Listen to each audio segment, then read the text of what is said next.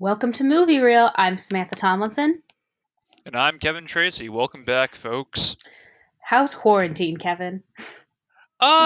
Pretty good. My job's keeping me somewhat busy when they call me in, but for the most part, just doing what I can, watching some decent movies and trying to relax and kind of wait for, this whole Yeah. situation to kind of, And you know, end. Yeah. my friends last uh, week, we all virtually together watched Hercules. Because, nice. well, one of them, apparently, she had said she hadn't seen Hercules. And I was like, what? Really? Let's clarify. The Disney Hercules, not the recent one starring The Rock.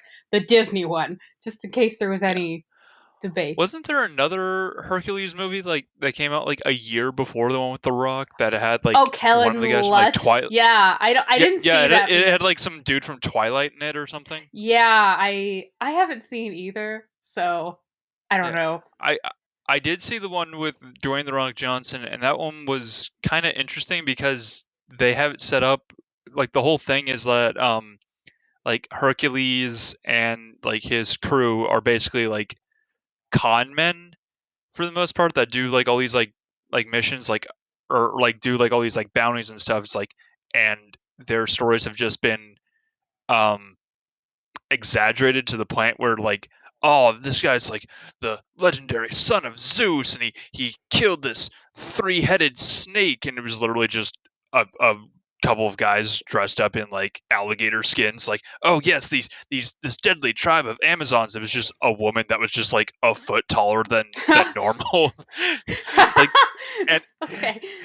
yeah, they're literally it's literally like they're just like comment and it's like you know what people just think I'm the son of Zeus. Like I'm not gonna say no. And then at the very end of the movie, it's like oh yeah no I am the son of Zeus. And it's like so wait why were you What? lying this whole time? It's like what You was the were point of you guys lying about all of he this? was pretending to he was pretending to be the son of Zeus when he actually was?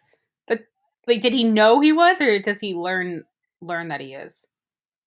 I don't even really I know. just It was I remember somebody I saw this so long I ago remember too. somebody telling me that her like I think it was like her brother or someone judged her for liking it, and I hadn't seen it, so I couldn't. But I more laughed at the. I kind of liked it. Like, okay, you're allowed to like things. I'm not gonna. I'm not gonna make you feel bad. No, Yeah. there was one really funny bit. There was this one character who was like who was like a oh god he was a an oracle so Oh, he okay. could see the future and it's like oh yes I know that every battle I go to isn't the battle in which I will die because I've already foreseen my own death and I will be pierced in the heart by 100 arrows. So he literally like walks in front of this like arrow volley, arms stretched, and the only arrow that hits him hits like his staff, his like walking stick. Is like huh, that's disappointing. Because he's like going into every battle like completely suicidal. It's like, do any of you guys have arrows? Like, nope. Well, then I know I'm not going to die today, and it just goes ham on everyone. Damn. Just that whole. I have foreseen my death. Put that on your Bumble intro on your or your bio. It's like cool or like two truths and a lie, and that. I have foreseen my own death. I shall be pierced in the heart by 100 flaming arrows. Like, cool. So it says you also like hiking. Yeah, Yes, I yeah, love that. yes, yes. All right. So, what movie are we talking about today? That's it's not Hercules, but it does start with an No. H. Yes, we are going to be covering the 1991 Steven Spielberg classic Hook, starring Robin Williams and Dustin Hoffman. So you you've watched this. You've watched it several times. You grew up with this movie, correct?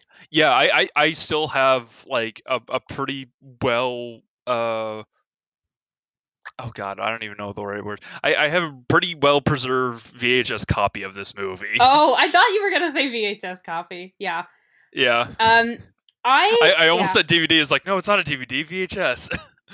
I yeah. Do you remember commercials when it was coming out on video and DVD? And Yeah, now, I still have like some like DVDs that we have still have like those like before the movie previews of like coming soon to video and DVD. yes, yes, I have those too. I actually They're buy, usually yeah. like old like they're usually like old like Disney movies though. Yeah, I still. I mean, I buy DVDs and I buy Blu-rays and DVDs, or I like it when it comes with both because Blu-rays play DVDs, but DVD players don't play Blu-rays. And Yeah. my when I move out, I'm told my parents are gonna let me take the Blu-ray player, so I'm have to make. So I'm trying to make sure I have. I don't know. I like having both because like that's nice. I get the option of Yeah, I honestly I don't really like doing like digital downloads of movies because if that somehow like it's corrupted or you can't access that, then it's like, well, what am I gonna do? I have no way of accessing those movies. Like, who am I gonna call to like get that fixed or who taken you gotta care of? call. Whereas like, yeah, no, Yeah, I really like having like a physical copy of like a movie whether that's like a VH like I don't really watch like VHS tapes that much anymore. yeah. But yeah, like DVD is like usually my go-to. I only have like a couple of Blu-rays, but yeah, DVDs are like my go-to. I agree. Yeah, I I just love having like a physical copy of something. yes, I absolutely 100,000% agree. I had to explain to my parents because I do I collect movies and books, and I kind of I look for there's sometimes like I am specifically looking for things, and it's usually something. So it's sometimes it could be just as simply I haven't seen this in a long time and I want to watch it, or it meant something to me. Like I watched it a lot, or I read this book a lot, and I had to explain to my parents. I'm like, I'm aware that I could probably get any of these on like a digital copy or download it or whatever, but I don't know. To me, there's something very personal about owning it. Like Yeah, you, yes, like I could, yes, it's easier. There's movies that'll be on like Netflix, and I might watch it when I own it. But like, there's something very, to me, very special and personal about actually owning a copy of a movie. So that's cool that you still have your copy of Hook. Like, yeah. I still there's I only we don't have that many of our like our old VHS tapes. Like a lot of them we like either donated or gave away to the Goodwill, but we do have a fairly decent amount of VHS movies. A lot of them are like old like Disney yeah, movies that we like that like I grew up with, like me and my sister. yeah. Um, like we still have like the Iron Giant, Oh my god. which is one that I do kind of want to cover that Oh, for a future for episode. sure. Um, Genuinely love that movie.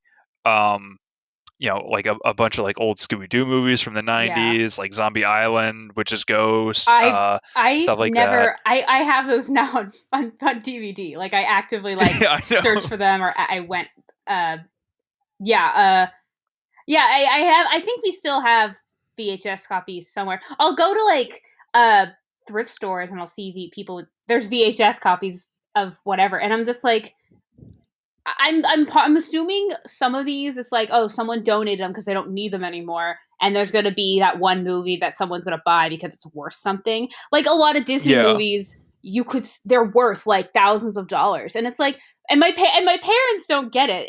We were watching, actually, it was a Big Bang Theory episode where they got something that was mint condition, and Penny's like, why don't you guys play with it? It's like, because if you open it, it's worthless. And my parents didn't get it. And I'm like, I get it. If it's valuable, if it's worth something, that's all the more reason to keep it, because then you have something that's so valuable, like, unless Yeah. you're desperate for money. But I you know, I I 100% agree with that, and I cannot tell you the amount of times I'm like kicking myself as like a kid of just like all this like cool like Star Wars stuff that I like opened up is like, oh god, this stuff's like 10 years like 20 years older than me, and I just opened it and it's just like, oh my god, what was I thinking? A, It's like I wasn't because I was you 8. were a I was kid, like and if I was a no kid one and it's a told you, toy, but yeah. and no one Yeah, like but it if they cared, yeah. but like I'm like really kicking myself because it's like I looked it up and it's like, oh, mint condition of this figure. It's like, oh wow, I have that. I look it up. It's like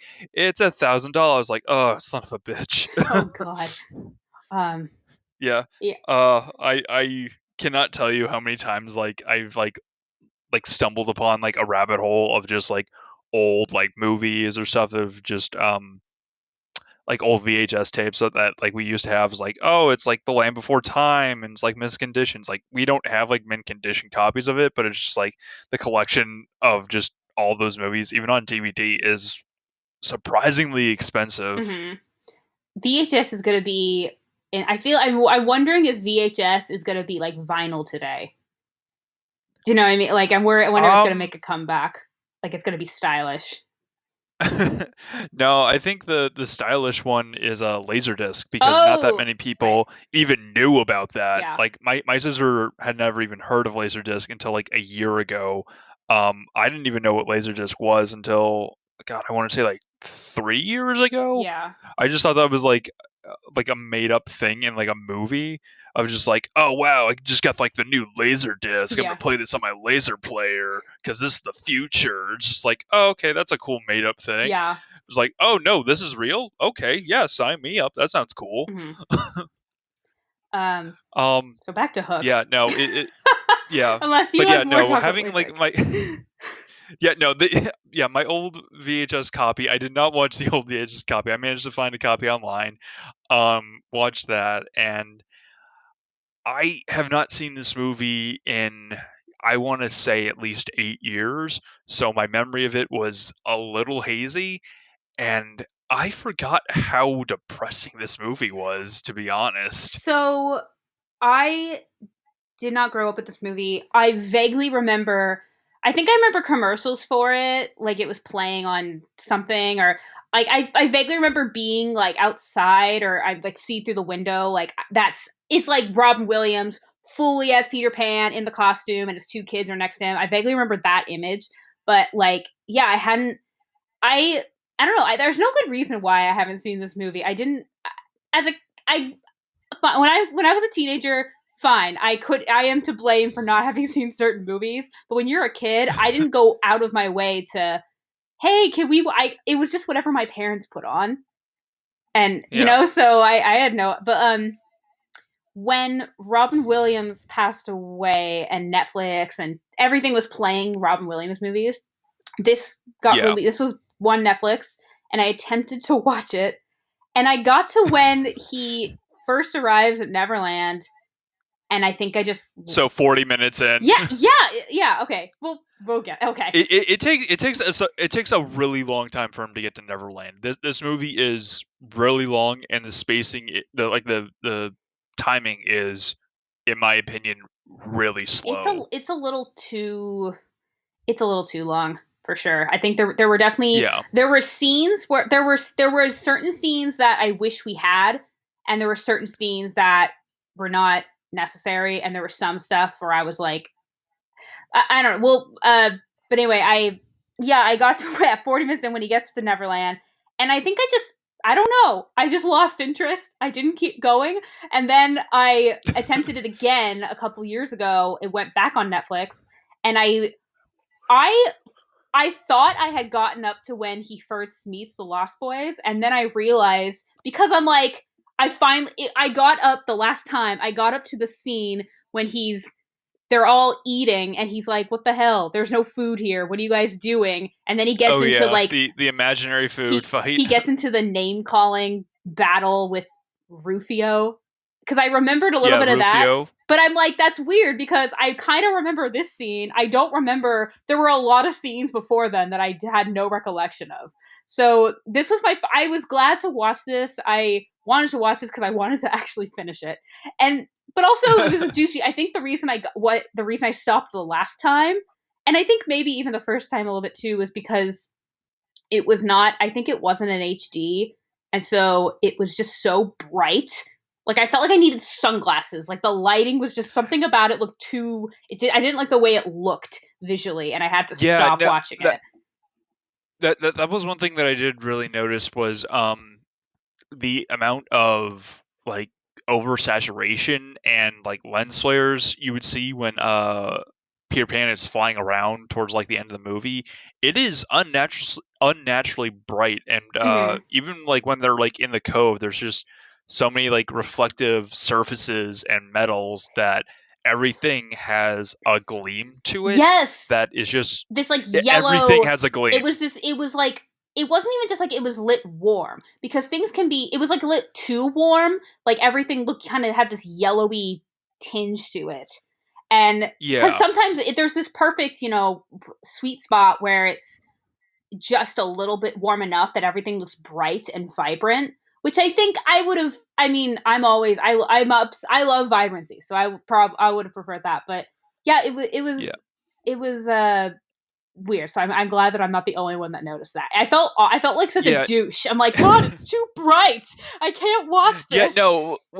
When he first shows up in like the Pirates Cove with like Captain Hook and like his like band of pirates, like first of all, the set productions for this movie are Oh spectacular. my Like the God, the yes. it is amazing what they were able to do in terms of the set. The nursery I was obsessed with.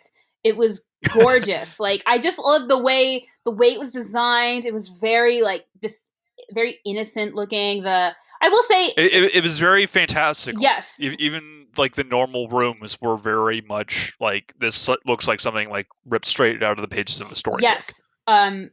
Which I yeah, that was the thing that I noticed overall. There were a lot of elements that that they definitely ran with, like the uses of shadows as well as yeah, like the design for the nursery. There was just kind of magical essence to it, but there were things that at first glance I'm like I don't really like this. I'm not okay with this, but then I realized no, the whole idea is that Neverland grew and changed, which I can't like so like the Lost Boys are there are too many Lost Boys. There are way too many Yeah. Lost Boys. I like Also, I like.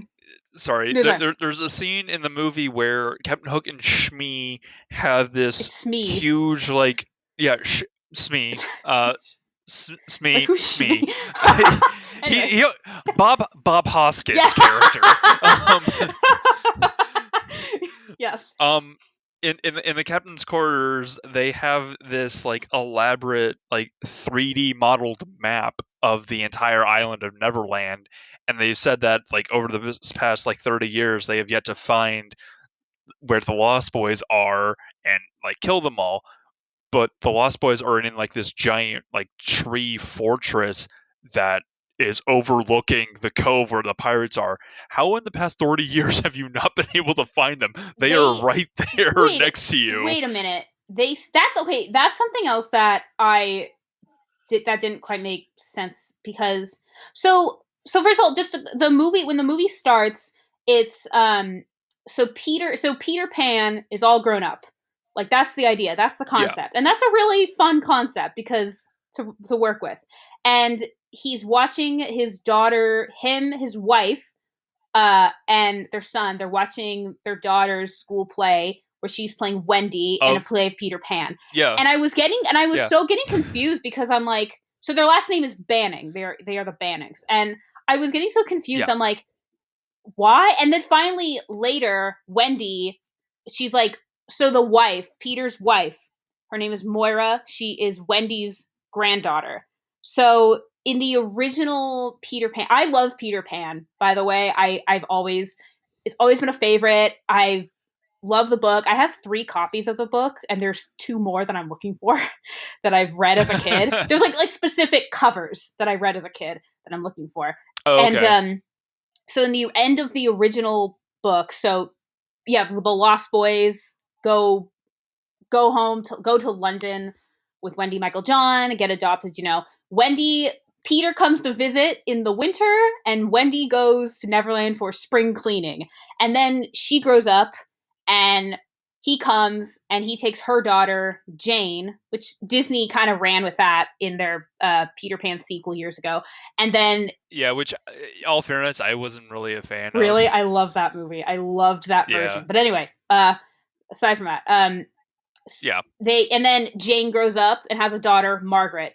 So according to the text, Moira should be Margaret, and that it was just kind of and Moira comes from because Wendy's full name is Wendy Moira Angela. Like I'm like, I mean, it didn't really matter that much, but according to the text, she should be Margaret. Like that's where she is, and so apparently Wendy explains later though that she used to tell these stories of Peter Pan, and then she and they went to Neverland, whatever. And their neighbor James Barrie loved them so much that he wrote a book on it, and like, and I'm like, Yeah. okay, like because they're trying to tie it all like because there's that in the beginning. I mean, as the audience, we know he's Peter Pan, we know she's the real Wendy, but like they're trying to do that whole like, oh, is it all just a story? Is it just like what's going on? And I was getting it, Yeah. I was so glad that it got explained. And it did get explained at a really sweet time because Wendy was playing. So the kids are Jack and Maggie, and I believe so, and yes. Wendy's playing with Maggie. They're in like a Ford, and she like explains the whole thing. And it was a nice, touching moment. I just like it came kind of late because I was so like I had so many Yeah. I had questions. A lot of them did get answered, but they didn't come right away. I had to wait Yeah, there were also a few confusing moments towards the end of the movie, but we'll kind of get to those as we go when we on. get to that. I do want to point out that the actress who plays uh, grandmother Wendy is played by none other by Maggie Smith, Yep. who is She phenomenal is in this odd. movie. Yeah. She knocks it out of the park. When Like when her did and Dustin Hoffman, I feel like steal every scene that they're in. Robert Williams though is was great too. He's always a good performer. Oh yeah, I no, Yeah, I'm not yeah, saying no, that no, like no, no. he isn't any better than the rest, but I feel like whenever like especially Dustin Hoffman or Maggie Smith, like they are the center of this scene, regardless of who the scene's about. She was, yeah, and I've always I for a long time I thought I hated Wendy, the idea of Wendy, and I realized why do I hate her? There's no reason to hate her. I think I just wanted to because like she was so sweet and innocent. Then I realized no, she's she's a dreamer. She's a kid at heart, and she's mature, but she keeps that with her, and that's what I so like. And yeah, and she Maggie Smith knocks it out of the park in any role. But I also noticed she was 56 at the time she did the movie. She looks her makeup, she looks how she looks now. So it was pretty solid Yeah, no, makeup. like I don't know if like the makeup artists for that movie were psychic because they made her look exactly how she does today, and it is amazing. And it also kind of threw me off because the music that was playing it's a John Williams score because it's Steven Spielberg Mhm. because of course they're going to work together. Um, but the music that's playing when she's like talking to Peter, it sounds a lot like the score for Harry Potter. So it kind of threw me for a Uh, loop of just like the amount of parallels between the two right now. It's that's like funny. because she's talking about That's like oh all the magic and fantasy. It's like huh this looks that's familiar. funny. It's that this is 10 years before that comes out. That's crazy to think about. But yeah, actually Hook so Hook is a seems like it's a family favorite for a lot of people. It's got a but according to Rotten Tomatoes and Flickster, audiences gave it like a 76, while critics gave it a 28%. As well, but it did get 5 Oscar nominees. It didn't win anything, but it got nominated for set design, art direction, costume design, visual effects, makeup, and then like original song. Yeah, I thought the art design was really awesome. And the visual Yeah, effects were it's I old. I can't really some of them looked okay, some of yeah them didn't age well. But I mean, I can't Yeah, it was mostly Tinkerbell that were like the special effects, and that I was kind of hit or miss, especially when she's interacting with physical elements in the scene. It just seems like, oh, they're clearly like interacting with nothing. I thought it didn't It look doesn't. that bad to me, but yeah, Yeah, like there were a couple times where they weren't like looking at their mark directly where oh, she was. They were just kind of. It just kind of looked like they were looking at something either right next to it or behind it and it just kind of threw it off a little bit. But it's kind of hokey and it kind of works for the movie. But yeah, the practical effects for this movie, especially the set design and everything that revolving around that and like the wardrobe, fantastic. I mean, Captain Hook, as flamboyant as he kind of looked in this movie, it's probably one of the more iconic looks for Captain Hook. He's just got like this very regal like headdress, giant like hat. He looks exactly like how he does in the old Disney cartoon. Just Hmm. like full like red like dress robes, like the giant like judge kind of like powdered wig hair. Um, I mean, it's black hair, but Yeah, still, like it's a giant wig, the giant curly like 1920s like Dick Dastardly mustache. yeah. This movie though, it's kind of it's funny because so Spielberg at the time was not thrilled with how like when it came out, he wasn't really thrilled with the final version. Uh, I know like Julia Roberts apparently was a nightmare to work with, and they called her Tinker Hell. And on I have heard and that. on Yeah. IMDb, she apparently while I guess it was while they were shooting, she and I didn't even know this. She and Kiefer Sutherland, I guess, were in a relationship. They were engaged. The engagement it fell through, and she escaped, went to Ireland to escape paparazzi, and Spielberg had to like, get the fuck back here. Like, and I get you're mad, I get you're upset and in pain, but like, you're also working. So, and also, I don't know. Yeah. I kind of sort of hated Tinkerbell, to be honest. I didn't really like this version of her, and there were I don't want to get into it. We'll get there, but like there were just certain things that happened where I'm like, I was not down with. I was like, what the fuck?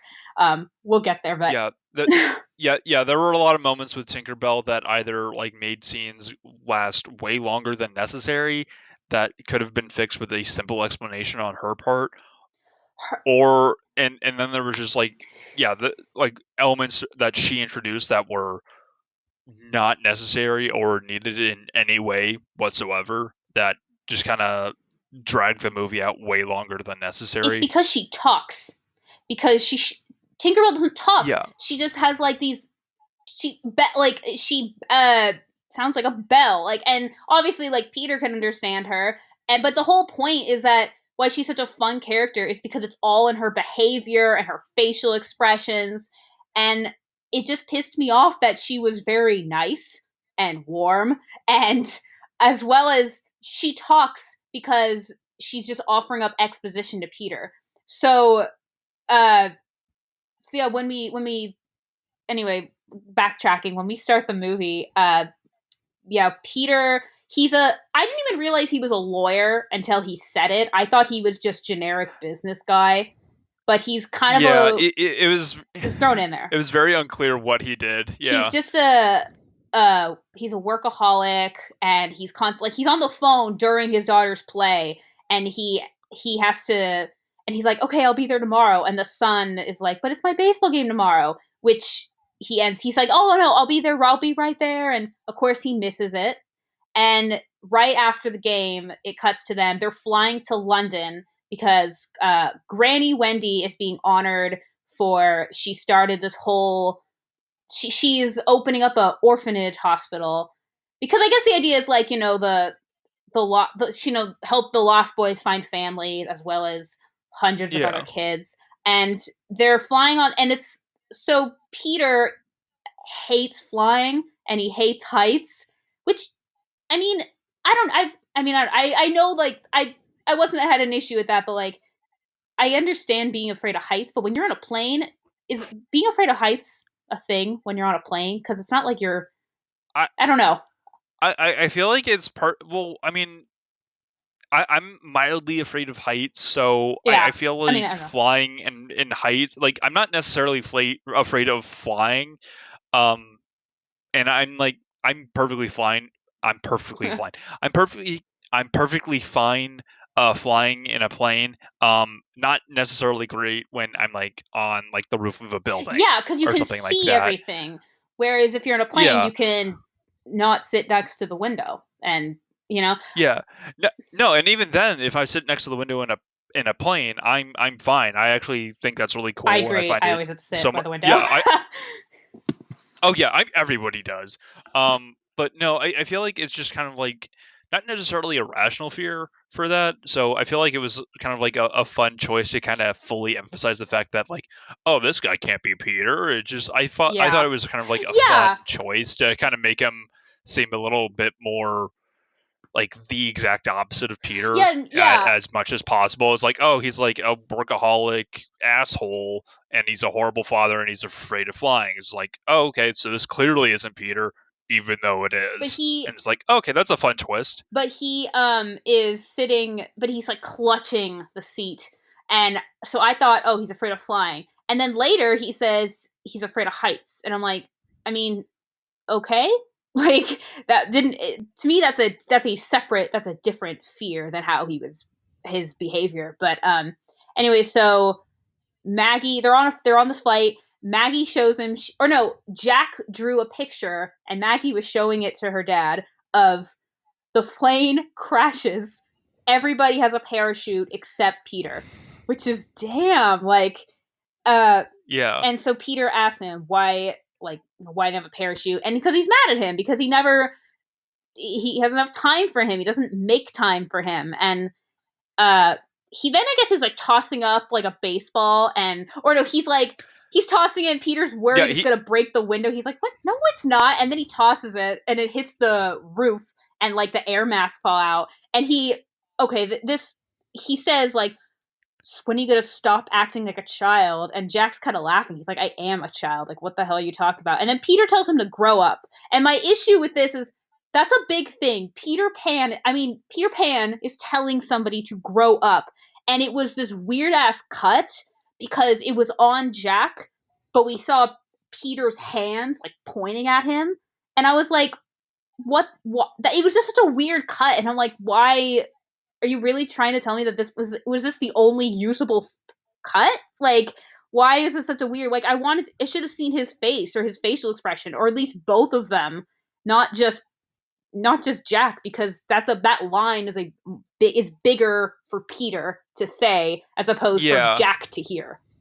Like, that's not where the focus should have It been. yeah, it really, yeah, it's really should emphasize Peter saying that, because this is why he's the way he is and why he's kind of a horrible person. He grew up into something that, for the most part, everyone kind of despises. Like, even his wife kind of, like, we don't really see like a whole lot of reactions from his wife for the most part, but from what the glimpses that we do see, she is kind of disappointed that he is breaking his promise with his son, and kind of disappointed in his daughter a little bit too. Yeah, it definitely focuses more on the relationship with him and the son.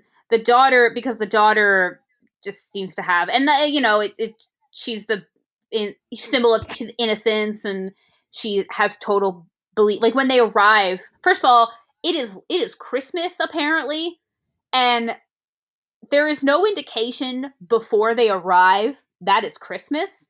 And I was thinking of this because there's a scene. Jack has a baseball game. Baseball is not in December. I mean, I don't know. I'm pretty sure Little League isn't in December, but I could be wrong. But there was no. Uh I mean, I don't know. But even then, aside from that, there was no decorations anywhere, and there was just no indication that it was Christmas until they land in London. I'm like, it's yeah, Christmas? unless that was a really long plane flight. Yeah, Yeah, it was like 3 months. Yeah. yeah, And so yeah, they arrive in London, and the shots they used for London were really gorgeous because it did kind of make it look very. Like they were trying to make it look recreate like images from the original like Peter Pan book, which I thought was really nice. But they're at Wendy's house, and Maggie asks the mom like, "Is Granny Wendy the real Wendy?" And the mom's like, "Oh yeah," and the dad's like, "No, no," like which is like because he's very like, "No, I'm very serious and very whatever," and the mom is of course is they're kids, like let them play into the let like humor them. They're your young kids. Just another scene of showing the dynamic between the two.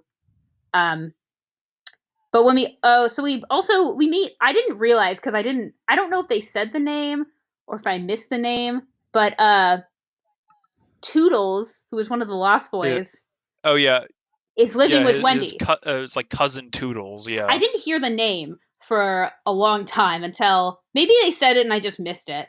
But it wasn't until Maggie was holding a paper flower and she's like, Toodles made it for me. And yeah. I'm like, what? Like, was it Wendy? Was Yeah, it because you guys were playing and Wendy made it and said it was from Toodles? Like, so yeah, Toodles. So the original yeah, Lost Boys, Toodles was of the original Lost Boys, in the original Peter Pan, and I love he's running around. He's acting very. He seems just like a crazy old crazy. man, and he's like, I Yeah, lost it's like him. I've lost my That marble. was cute. Yeah, I've lost my marbles. Yeah, but yeah, when I was growing up and watching this for the longest time, I thought he was either John or Michael. I thought he was one of the brothers, and it's like, oh, like who's this guy? It's like why are they not calling him John or Michael? Like where's the other one? There was Um, no explanation I on never them. What happened to yeah, them? I never yeah, I never got like the connection that like, oh, this isn't one of them. This is a Lost Boy. That thought never crossed my mind when watching this as a kid. There Like, needed to I yeah, there needed to be in the beginning it was more like not quite an Easter egg, but Easter egg because it's almost Easter. But but haha. Oh yeah, yeah. We're filming this the day before Easter, folks. so happy Easter. Yeah. And Yeah, happy Easter. um uh but like there was just no there could have been like a oh guys it's my good friend my cousin Toodles, you guys remember too, like there was no introduction, it was just like he was just in the background and I'm like who is this old guy. When he first meet him he opens the door and screams and closes it and slams it in their face and it's like okay, sure, sure. It's like, yeah, why not? And I was getting just so mixed up because they're walking around the house and Moira's just so excited. Moira's just like, oh my God, Peter, this is the house we grew up in. And I thought that they were like raised together and they kind of sort of were. We learn later. So he got adopted at like 12, 13. Which also, where are his parents? Did they die? Like, we never find out anything about his adopted parents other than that he says in a line of dialogue, I was adopted. That never comes back. Yeah, And yeah. They're only mentioned in a single like line of dialogue in one scene, and that's it. And so I thought like, oh, maybe they were just raised together and like Wendy raised him, which would be which is interesting, which would have made so much sense though, especially because Wendy, when she was in Neverland, she was the mother to the Lost Boys. So it would have made sense if that's what Yeah, they did. They should have just done it that way. Because I was wondering, I'm like, where did he get this last name? Like, did they just, yeah. yeah, Banning. Yeah, so it's like that's not her name, is it? um, and so but it's not yet. So we don't get the whole explanation on about it until later. And so when they arrive, Peter is still very like he's on the phone. There's some deal going on, and he's so mad. He's like, I should have stayed until like the deal was done or whatever. And oh wait, there's this one scene I really loved it. It's when Peter first goes into the nursery. But like I thought based on the way he's Yeah, acting, I thought maybe he was so he doesn't have any recollection of Neverland. He says like his mind, it's like everything's blank up until he was like adopted. And I was like so confused, and then I remembered something, and I actually went on Pinterest to find the line. In the original Peter, because in the original Peter Pan, there's the whole thing of don't say goodbye means. Let me find it. But it was essentially if you leave Neverland, it's not just that you grow up and you forget. So yeah. That was one thing that I kind of picked up on as a kid. It was because that was something that I felt like was never fully explained in the movie. Of once you leave, you kind of forget about it the longer you're so away. the Um, line is never say goodbye because saying goodbye means going away and going away means forgetting. But I think the idea is supposed to be like it's supposed to be it's like if you grow up you're going to forget. But Wendy grows yeah, up and she remembers. So I think the idea is supposed to be that she is just such a hardcore believer of Peter Pan, or the fact that she's still a child at heart. It's one of the two. I think it's that one, the latter. yeah. But yeah, it didn't get explained very Yeah. well. I feel like that's something. Yeah, yeah. No, there were a few things in this movie I felt like they could have explained a bit better. Like that being one of them, and one of them was whether or not if this whole sequence of Robin Williams in Neverland was a dream or not, because they make it seem that this was all a dream because he gets like blacked out drunk like the night before he gets like taken by Tinkerbell, and then he like wakes up out in the snow, um But then and he run and, climbs up, yeah, and then but he the like kids fly yeah into the room. So yeah, and then he like sees like a couple like the pirates just kind of like was like, oh hey, how was your night? It's like what the hell is it? And there were like a couple moments to make it seem that like, oh, this isn't real, like this is a dream, and then there were a few elements that was like, oh no, this actually happened, and these are just people that you saw in the real world that you just put in here, and it made it was kind of confusing to kind of follow it, of like, is this supposed to be a dream, or is this really happening, or is it like it was kind of hard to follow at times when it they kind wasn't of did that. executed well Yeah, because the if he had woken up in the room with the kids, then it would have been more of that, oh, like it was all a dream. But the thing is, and so that's, I'm like pretty sure that's in the book. It's definitely, it's been a while since I've read it. But in the, have you seen the 2003 live action Peter Pan with I Jeremy Sumpter and Jason Isaacs? We need to do it. It's really, I love that I adaptation. I think I saw it like a little bit of it a long time ago. I have Yeah. like zero memory of it now. Yeah. It's a, I love that adaptation, and I think Jason Isaacs Captain Hook is really awesome. But so there's this whole like the parents are just, or the mother is like in sitting in the room asleep in a chair, like almost kind of delirious, just like waiting for her kids to come home. And so that's kind of like Moira when we went at the end. Yeah, she's sitting in the chair just waiting for the kids. And then they come back, and it's the same as in the, they get into the beds, and then they're like, we'll surprise her, and then, hey mom, we're home. But like, yeah, they fly, they're trying to make it, they were trying to make it like, oh, was this a dream through Peter Pan?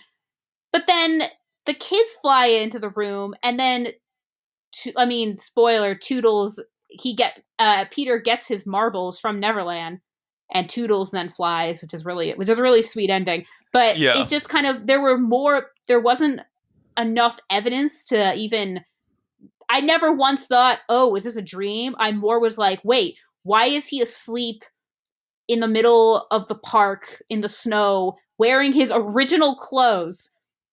Like, I was more yeah, like, that doesn't make sense, as opposed to thinking that, oh, it's not real. It was not yeah, executed very well. yeah, that there were several moments like that, and one thing that I felt come completely out of nowhere, or another thing that was not like fully explained, was later on in the movie, Captain Hook is trying to turn Pan's kids against him, like make them love Hook more than they love Peter Pan. It's like that's the ultimate form of revenge in his mind. It's like, okay, that sounds good on paper. Let's see how well that gets executed. His daughter is completely resistant, so he focuses on Jack, and he has him play like around a baseball. He makes him win, have a home run, makes him like the star of the game, like MVP, and like Jack absolutely loves Hook for that, and they like do some bonding, and like later on he's dressed up completely like Captain Hook, and then he sees his dad, and he has no memory of him whatsoever. It's like, so wait, does you staying in Yes. Neverland make you forget about your dad or something like that? Like So, because his daughter sees him, yeah, and she remembers him like completely. It's like, dad, why are you dressed like that? And just it made no sense. Like, wait, why does his son not remember his own father? it does. Yeah, in, so I remember in the, so in the 2003 Peter Pan, there's a part where Wendy basically says something to the, because they've been there for too long, and she says, "Who's your mother?" And one of her brothers is like, "You are." They don't really remember. That's what you. It's kind of like, yeah, you forget about what you left behind, as well as you forget about Neverland when you leave it. But that, like, they had been there for at least a couple days, maybe a couple weeks. In like in the Disney version, I remember, I it never made sense to me, because they, the same thing kind of discussion kind of happens where they're like, "Wendy, you're our mom." It's like, and I remember as a kid that didn't really make sense to me, because according to what we, the events, it has only been maybe like a day. It doesn't really make sense. They haven't been there long. That's, and Hook was no exception. I felt like it didn't, it did, the whole forgetting was not clear at Yeah, all. Yeah, I was so I confused. I'm like, why does he not remember? Like, it didn't, I felt like it wasn't very, it was never, you could kind of play up that, oh, Peter grew up and just fell into this trap, and he really grew up and kind of lost his true self, and that's why he forgets. Okay, it doesn't make sense why Jack doesn't remember. Yeah, Yeah, because when Peter Pan like gets like all of his memories of like him being Peter Pan, he forgets that like he has a kid. that was Like bullshit. That yeah didn't make any sense either. I was like, what the hell? It didn't. yeah. He Ugh. forgets that like he had a life outside of Neverland, and like his whole reason of him even like trying to remember how to fly and all that. It's just like how why does everyone forget? Like I don't that understand. that also didn't make, they should have just done nothing with that, because that made no sense either. I'm like, he finally gets a happy thought. So throughout, yeah, he's trying to learn to fly. He finally gets his happy thought, which is the day he became a father, and that makes Yeah, him fly. And then he immediately forgets. And I'm like, what? That doesn't make any sense. Like, how do you, that's the reason, that's your happy thought. How do you forget? That doesn't make sense. So yeah. that was not, Oh, yeah. again, that was something else that was not executed well either.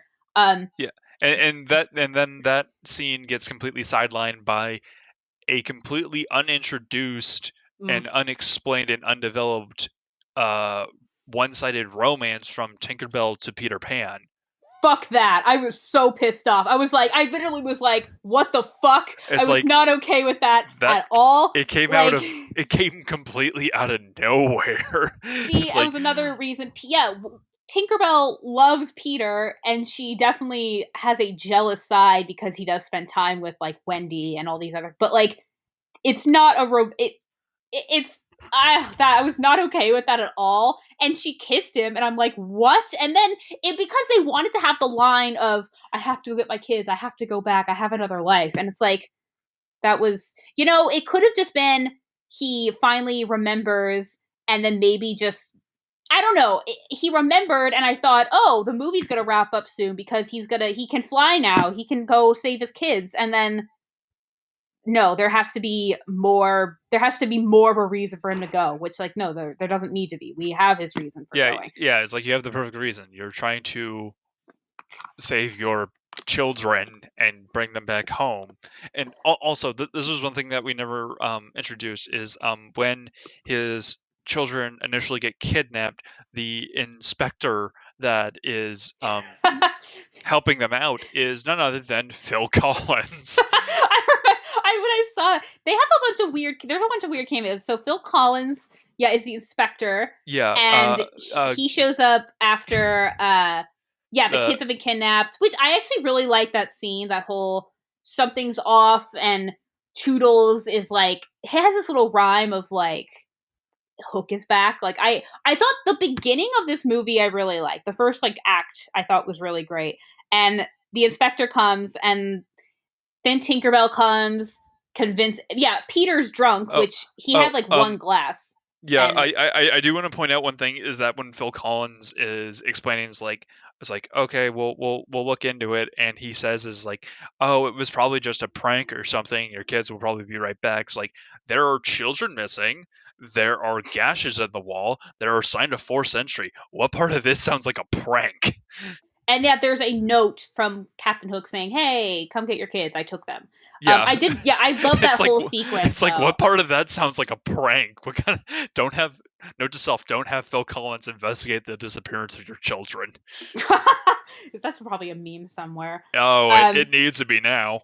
But so yeah, then Tinkerbell shows up, and again, she's just there. She's this version, this character of Tinkerbell is mainly to give Peter exposition because he has no memory of any of this, and she's walking on him, and there's like feet marks, like black feet marks, because her feet are dirty. It's like, okay, but then when she was walking around the like dollhouse, there's no feet marks anywhere. I noticed that, and it's like, that doesn't, well, okay, continuity. She ends up Yeah. oh, and then they pay homage to the Broadway version where he says, I don't believe in fairies, and she says, if you say that, a fairy dies. He's like, I don't believe in fairies. And then she falls down, and she's like, if you believe, clap. And so then he claps, and I was like, okay, Okay. And then she takes him off to Neverland, and uh Toodles is the only one that seems to witness this. I'm amazed at how strong she is, that she's able to carry a grown man by like wrapping him up Yeah. in a bed sheet. And then they arrive in Neverland, and she has him disguise himself as a pirate.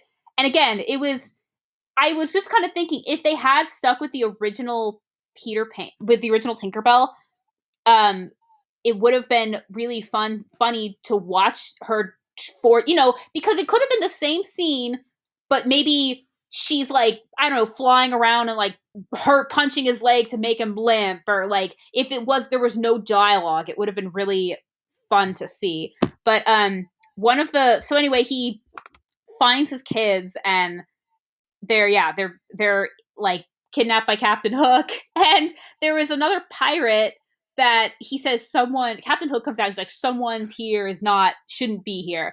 And Yeah, everyone's so someone isn't loyal. and there's this other pirate, and it's Glenn Close. Yeah, yeah, it's Glenn Close Glenn and like Close, a patchy like actress Glenn Close. blonde, yeah, blonde beard, and it's like, oh, this is also like one of like the darkest moments in the movie. It's like send him to the boo boo box. It's like the what? And they literally just take her or him, throw him in a chest, lock it, and then they open a compartment and then put a couple live scorpions in there. It's like I was like, what? damn. It's like what the hell? This is a kids movie. That's some dark stuff right there.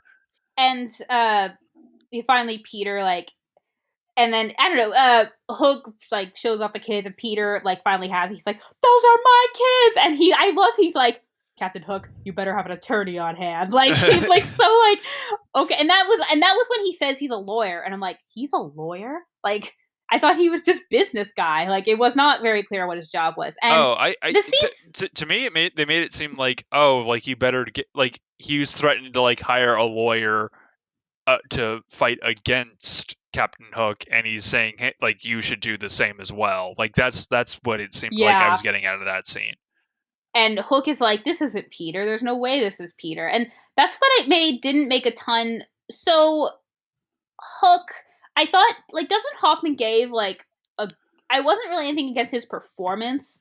I just felt that the thing about Captain Hook is there's another version of him. I haven't read all of them, but Peter and the Starcatchers. It's kind of like a prequel to Peter Pan, and in that version, again, it's been a while since I've read those, and I've only read the first like two, but it's not, his name isn't Hook, it's like Blackstash, and it's the same character, but I think, but he, to me, I remember reading it, and he came off like kind of a moron, because he was trying so hard to have this clever, brilliant plan, like the plan to end all plans, and it came off to me as like he's trying so hard to create Yeah, conflict as opposed to it being there. And this Captain Hook was kind of doing the same thing. Like, okay, he knows that Peter Pan is gone, and he grew up, and he knew where to find him, and he knew where to find his kids.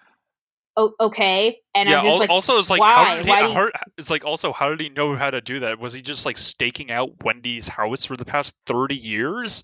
It's like that they made it seem very unclear of how and when he was able to figure out that these are Pan's children. It's like that would mean that he would have had to have been watching them for an extended period of time by sending pirates or someone to watch them, and And I was that like, was very unclear yeah, of like how he knew, like how he figured out the opportunity to come up with this like stupid like this really like stupid revenge scheme that ultimately went thank nowhere. you. Like I agree. he had no like backup plan for this. Like, all right, I'm gonna kidnap his children and force him to fight me. It's like, well, I knew where his kids were, but I clearly didn't know. Like, he knew nothing that like this man that did Yeah, not know he was Pan was Pan, because he's like, who are you? It's like, you're Pan. Like, he was surprised that Robin Williams was Peter Pan. It's like, wait, you knew who his kids were, but you didn't know who Pan was. It's like, where? it made, yeah, It's like that. yeah. Like, where was that backup plan? Did your men not tell you? It's like, oh yeah, like Pan's kind of like a washed up alcohol or workaholic, not an alcoholic. Alcohol. It didn't. Yeah, it didn't. Yeah, I agree. I felt like, okay, he wants revenge. I guess it's still because he cut off his hand, which is kind of the, yeah, that's the trigger. That's always been the trigger. Like, he wants revenge on that. Yeah. But it just seems like he was going so out of his way, and then he wants this whole. He said he had promised, because he had promised, oh, this will be the war to end all wars. It's like, why? Was it going to be just you versus Peter? Was it going to be Peter versus you and the pirates? Were the Lost Boys going to be on it? Why would this be the war of all wars? Like, there was no. It didn't really make any sense. And so, but he basically says Peter tries to save his kids, and he climbs up the. I The don't know. Is the the word rigging of mast? the rigging of the ship. He climbs up, and they're in like a snare trap, or like a, classic, like rope, whatever, cap, and he's trying to reach for them, and they're trying to reach for him, and he's like falling off, basically. He can't do it, and Jack is like, come on, like, you can do it. And then later though, Jack's like, he didn't even try. And I'm like, I mean, he tried. Yeah, he could have tried a little more, but also Yeah. he couldn't do it. Like, like, he Also, wasn't gonna be able to do it. I do want to point out, like, climbing like a rigging of a ship is like Exhausting. it's way more tiring than it actually looks, Yeah. because every like thing that you're putting on, it sinks down, so you have to like put in like that extra like effort. Like, actually climbing all the way to the top of like a rigging to like the crow's nest is actually really difficult. And a lot of the times, like back in the days when like there were like these long like voyages and someone needed to climb all the way to the top of the crow's nest, it wasn't uncommon for uh sailors who weren't as experienced to fall to their deaths from the rigging, just because their bodies would just be so exhausted from climbing so high up. Oh, damn. It's like, oh, like that actually makes sense that he was actually really tired to get up there, because Robin Williams is like, his character, like, he's like not out of shape, but he's not like in like his prime.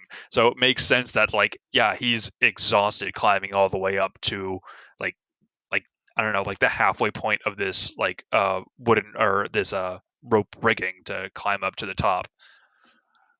Yeah, and I agree that because they wanted to play up like, oh, he didn't save them, but he did try to save them. But then he's trying, and then he falls off, Yeah. and they're about to throw him overboard, and then Tinkerbell basically makes a deal with Hook, saying, "Give me 3 days, and I'll get him in shape."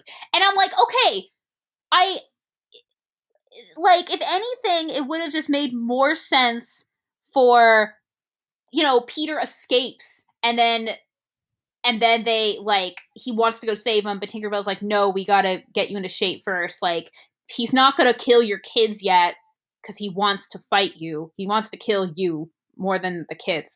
So, like, it didn't. And sorry, I lost my train of thought. But, like, she, like, has him make a deal, like, oh, 3 days, I'll get him in shape, and then you'll have your war. And they have this deal, and I'm like, he could just kill him.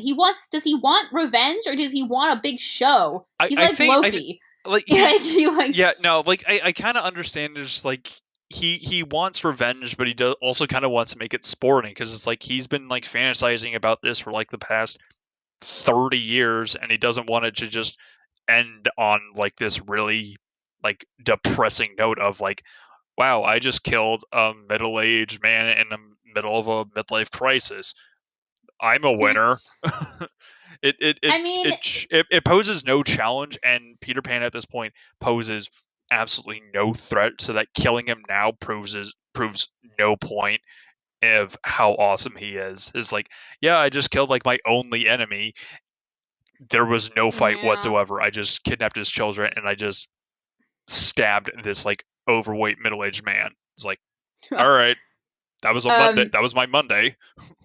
so then, Peter, he's like on the plank, and he falls off, and he's like tied up, and he gets to the bottom, and then these mermaids show up, and I really love the design for the mermaids. They have, you know, brightly colored hair. They're wearing makeup, and I love mermaids, so I've always loved mermaids. So I was like, yay! And there was, this was weird. They each like kiss him, but they're like giving him air. That's how it, or at least that's what I thought. That's how it looked. Yeah, And then yeah, they they were giving him air, but he was basically like cheek kissing with his wife. It was like, what the hell's going on right now? It was like, he I then remember watching this as a kid. It's it, like, but wait, he has a wife. Like that doesn't seem right. yeah. um, that you're right. Like I and even as a kid, it's like, something seems fishy here. Pun what? intended. Uh, but then they like just put him on this like shell, and then it cuts, and you see this shell just in air being pulled up, and I'm like, what? I thought this was a completely I thought this was completely a different scene. No, it's the shell is connected to a rope, and someone's just pulling him up, and it's like we didn't see him. We needed to see him come out of the water, or it to at least move and go up a little. It just was him sitting, and then it cuts to the next scene. It's like he's several feet above the water being pulled out, and I'm like, Yeah, what? Like it didn't. It was a weird jump. He then Tinkerbell takes him to the Lost Boys hideout, which I gotta say, referring back to what you said about Hook can't. But did he say that? Is that a line? He says he can't find where they're yeah. It's living, like, yeah. He basically says like, as soon as I like find the hideout of the Lost Boys, I'll kill every single one of them. And it's just like, which they're doesn't. your neighbors. Like in the past 30 years, this island is not that big. I mean, yeah, it's a big island, but it's an island. You should be able to Yeah, cover that, and you have an army of like fully armed adults with weapons, and you kill each yeah. other all the time. Like you're actively like for murder, and you have like said in the past that you have killed Lost Boys. How have you not been able to find these like 50 Lost Boys who are in especially this tree because fort?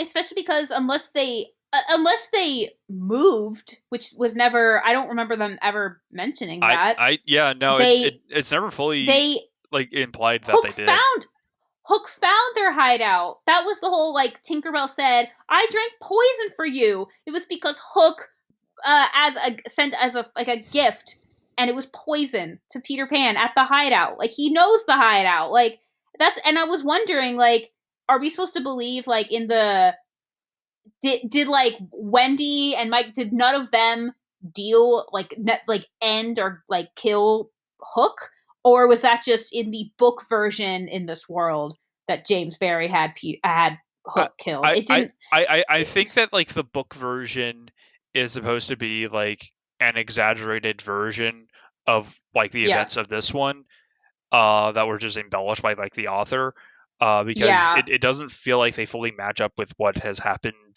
to the events in this movie. Um, yeah, so I feel like they're just two separate stories that just both yeah, exist in the same canon. yeah, If that makes any sense. But I also yeah. feel No, like no. the Lost Boys don't move at all, because towards the end of the movie, when Pan like gets his like happy thought bag, he finds like in this like hollowed out tree stump of like all of their initials, like some like the original Lost Boys, like John, Michael, and Wendy, and him, and he like falls into it, and it's like all of their like happy thoughts, like all their like toys and trinkets, like Michael's like teddy bear, like his like thimble that like Oh had, wait, yeah. I thought that was Michael's teddy bear, but I also was like, first of all, there. This I would have liked. We got this flashback scene around this time where he's explaining to Tinkerbell. He's like, "Oh yeah, you found me as a baby and you took me to Neverland, and the teddy bear is his." And I'm like, "Okay, fine, sure." Oh I yeah. thought Oh, that okay. was Okay. Michael's. Yeah. No. That I would have think. made more Yeah. sense because that's what he was known to have with him. But um, but anyway, so they get to the Lost Boy hideout, and it's several. It's not like the Disney movie where it's just like one tree. It's like a whole little. It's like several tree. It's like a giant tree house. Which I gotta say, I did kind of like the design of that. Like, there's that scene of the Lost Boys like saying goodnight, and they each like blow out their candle in their own little like cubby. Essentially, I thought the design was cool. But there's the scene where all the Lost Boys show up, and they're like chasing Peter because they think he's a pirate, Yeah. and He's an adult, and they don't trust it, so they try to like Home Alone murder him. Um. there's a Yeah. fucking skateboard park, and Yeah. I'm like. what? There's a skateboard ramp, and I'm like, Because it's the I 90s. was Everything needs to be radical and tubular. yeah, I was just so confused, and then I realized that was kind of the idea they were going for, because like all of the Lost Boys, all of their costumes, they're not very consistent, and I'm like, oh, because they all come from different time periods, but some of them are clearly too old to be Lost Boys, and Yeah. there's one of them that's dressed like James Dean, and I saw that, and I'm like, why is James Dean among the Lost Boys? That doesn't make sense. Yeah. But It's yeah, like they range from like 6 to like 16. 14, Yeah. 16, Yeah, yeah. yeah, because like the leader of the Lost Boys, who is clearly like the oldest one there, is Rufio, played by Dante Bosco, who is an actor that I genuinely admire. I absolutely love his work in Avatar: Last Airbender. He was the voice actor for Zuko in that, which is a show that you definitely need to watch. Okay. I absolutely love that show. I actually met, I didn't meet Dante Bosco, but I did meet a couple of the other voice actors who were the voice actors for um, Toph and Sokka, and I was able to get their autographs signed on my Cool. on my collection for Avatar: Last Airbender. So it was really cool. I really want to try to get Dante Bosco and like try to get like at least the trifecta of my three favorite characters. I didn't realize I'm looking him up now. He's had an interesting Yeah, career. he was also the Okay. voice actor for Jake Long in American Dragon. Jake Long, the yeah, the Oh, which also there were two shows that came out at the same time that were the exact same show. One was on Disney and one was on Cartoon Network, and they both revolved around an Asian American teenager in high school who fought magical creatures alongside a talking dog with the help of their grandparent, and they had to keep their this magical life secret from their normal life, and they had an annoying sibling that also was a help and a hindrance at times. Both these shows wait, were he the was exact same show. One was Jake Long and what yeah, else? it was American Dragon Jake Long, and the other one was The Life and Times of Juniper Lee. They were the exact Okay. same show. They Okay. yeah. Um just even like looking at like their like intro themes, it was just like the exposition of what the show was about. It was just really funny. It's like, how has Yeah. no one put this together yet? It's like, what's going on? Yeah. But so Rufio, he's like Tinkerbell's like, it's Peter Pan. He's Peter Pan, guys. Peter's back, and then Rufio is like, no. And he holds up his. He's like, I'm the Pan now, and he holds up a sword. I'm like, what? Like, that's when I'm like, wait, is Pan? Because I never really, because I think we all just was like, oh, his name's Peter Pan. It's his last name. Like, I don't know whether he made it up or that's just whatever. I never gave it that much thought. I don't remember if it says anything about it in the book, but is Pan in this supposed to be a title? Like you're I, the leader, you're the Pan? It just didn't. It made no sense, and I'm like, what? no, I think it was like his name, and then they just kind of made it a title. Um, Okay, like it originally, and didn't clarify. originally in Star Wars, Darth Vader, his first name was just Darth, and then Yes, in the original, and then yeah. George Lucas changed that. It's like, oh no, that's his title. It's like, okay, way to go back on that. I mean, it wasn't like a big deal. No, It's not no. like it was one line of dialogue where someone calls him Darth. But also Darth is a weird name. I mean, Yeah, so is Greedo and Jabba, but you don't see everyone blinking about that. but I don't know. Maybe that's like that Greedo and Jabba's like John in Tatooine. I don't know. But anyway, In Huttish, yeah, yes, yes. Um, but uh, yeah. So there's this whole basically there's this one part that I really liked where what was it? So Rufio was saying like if you like don't think he's Pan or whatever, if you side with him or side with me. And yeah. one kid stands with Pan, and then he like touches his face, and then he finds his smile, and he's like, "Oh, there you are!" Like Yeah, I thought that, and they picked the cutest kid to do that. yeah. I also noticed that like the kid that is like doing this is like wearing like in my opinion is like wearing like the noticeably like oldest like style of clothing. There is like, oh, is he supposed to be like their elder because he's been there for so long? Like they make it seem like oh he's like physically like the youngest one Oh, there, but it looks like he's like the oldest one dressed there. So it's like, oh, has he been there the longest to the point where it's like he's like the wisest one among them, so that like he would recognize Pan more than the others who've probably never seen him before. Interesting, especially because so yeah, the original Lost Boys with Peter were slightly Toodles. There were the twins and Nibs. I'm wondering if I'm missing one. I think I Uh, might be missing I one. have no idea. Yeah, this is uncharted Anyway, territory for me. anyway, and they all go home with went and they all get adopted, and then Peter goes back. So I guess he gets new Lost Boys over time, but that's probably even after he left. And the thing is, before he finally decided to actually grow up, there's like at least a maybe 60-year period. So I'm guessing at least because Wendy is old and she is Moira's grandmother by the time he finally decides to stay. And so yeah, Lost Boys probably he probably had a group of Lost Boys before he left, and then it just kept growing. But that was the thing was I at first glance I'm like I'm not down with there being a skateboard ramp. I'm not really down with there being so many Lost Boys. Like, but then I'm like the whole idea is that, but then I'm like they're building off of stuff that we know, and I'm like okay, this is just kind of another way to look at it. I was trying to go in with that perception, but also the whole thing is that it's Neverland and things aren't things are things supposed to change. I would think they shouldn't change Yeah, because time stands still. yeah, Um, that it was I don't know. I but anyway, there were I liked when basically a couple of them were like agreeing to help him get in shape. And I liked those ones because it was a nice small group to focus on yeah. because there are so many Lost Boys. Yeah, And yeah, there's like yeah. 50 or 60 of them just kind of swarming all over this place, kind of not really doing anything. And I realized later we never come across Tinkerbell mentions them in the beginning. We never come across the native people. Like I don't am I allowed Oh, or yeah. the Indians, but the native Neverlands. Um they never come up, which and I was wondering, I'm like, I felt like they like Steven Spielberg and like the rest of like the production staff wanted to completely like ignore that part considering how they were portrayed in the Disney version in which I want but to they say could came have out in like the 50s. that was like 50.